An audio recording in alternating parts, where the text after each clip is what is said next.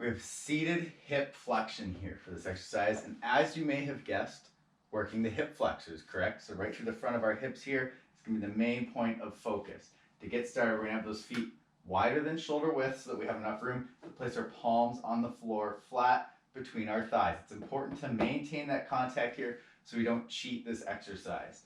From here, holding those palms down, sitting nice and tall through the spine, we're lifting our legs up, keeping them straight. It's only going to be a few inches, hold for a second, and back to the floor. It's not going to be a large range of motion. It's training ourselves to get better and stronger through that full range of motion with hip flexion. So over time, don't be alarmed if you do start to be able to get a little bit higher with each rep. Try to maintain as much of a neutral spine during this as possible. Try not to roll back, to lift the legs, or anything like that. That's why it's important to keep those palms glued on the floor.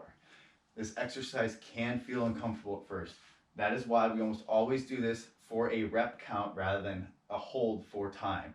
If you hold for time without having done this, you'll most likely cramp up at first. If you get any cramps during those reps, feel free to relax, stretch it out a little bit, come back to it, take it 1 or 2 reps at a time.